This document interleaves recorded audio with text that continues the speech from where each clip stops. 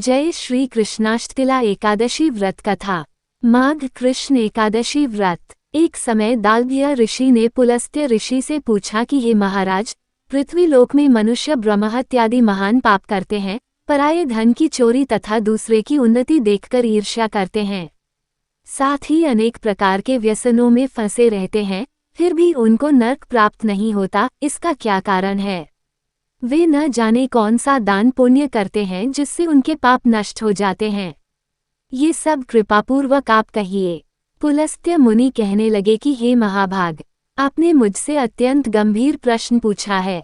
इससे संसार के जीवों का अत्यंत भला होगा। इस भेद को ब्रह्मा, विष्णु, रुद्र तथा इंद्र आदि भी नहीं जानते, परंतु मैं आपको ये गुप्त तत्व अवश्य बताऊंगा।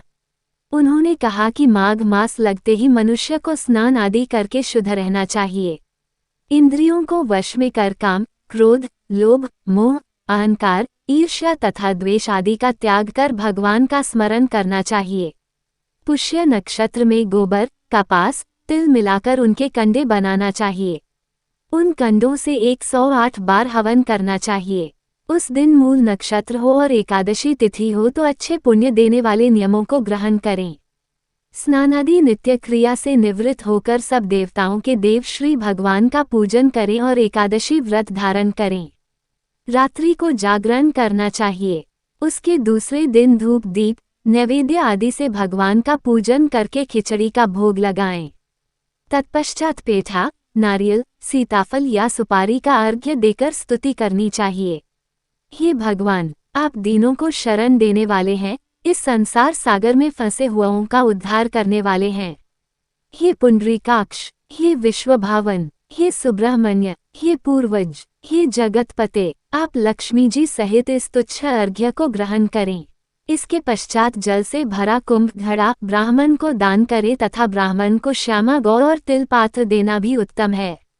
तिल स्नान और भोजन दोनों ही श्रेष्ठ हैं। इस प्रकार जो मनुष्य जितने तिलों का दान करता है उतने ही 1000 वर्ष स्वर्ग में वास करता है। 1. तिल स्नान। 2. तिल का उबटन। 3. तिल का हवन। 4. तिल का तर्पण। 5. तिल का भोजन और 6. तिलों का दान। ये तिल के 6 प्रकार हैं। इनके प्रयोग के कारण ये शततिला एकादशी कहलाती है। इस व्रत के करने से अनेक प्रकार के पाप नष्ट हो जाते हैं। इतना कहकर पुलस्त्य ऋषि कहने लगे कि अब मैं तुमसे इस एकादशी की कथा कहता हूँ। एक समय नारद जी ने भगवान श्री विष्णु से यही प्रश्न किया था और भगवान ने जो शततिला एकादशी का महात्म्य नारद जी से कहा सो मैं तुमसे कहता हूँ। भगवान ने नारद जी से कहा कि हे नारद, मैं तुमसे सत्य घटना कहता हूँ, ध्यानपूर्वक सुनो। प्राचीन काल में मृत्युलोक में एक ब्राह्मणी रहती थी। वह सदैव व्रत किया करती थी। एक समय वह 1 मास तक व्रत करती रही। इससे उसका शरीर अत्यंत दुर्बल हो गया। यद्यपि वह अत्यंत बुद्धिमान थी तथापि उसने कभी देवताओं या ब्राह्मणों के निमित्त अन्न या धन का दान नहीं किया था। इससे मैंने सोचा कि ब्राह्मणी ने व्रत आदि से अपना शरीर शुद्ध कर लिया है, अब इसे विष्णुलोक तो मिल ही जाएगा, परंतु इसने कभी अन्न का दान नहीं किया, इससे इसकी तृप्ति होना कठिन है। भगवान ने आगे कहा, ऐसा सोचकर मैं भिखारी के वेश में मृत्युलोक में उस ब्राह्मणी के पास गया और उससे भिक्षा मांगी। वह ब्राह्मणी बोली, महाराज किस लिए आए हो? मैंने कहा, मुझे भिक्षा चाहिए। इस पर उसने एक मिट्टी का ढेला मेरे भिक्षा पात्र में डाल दिया।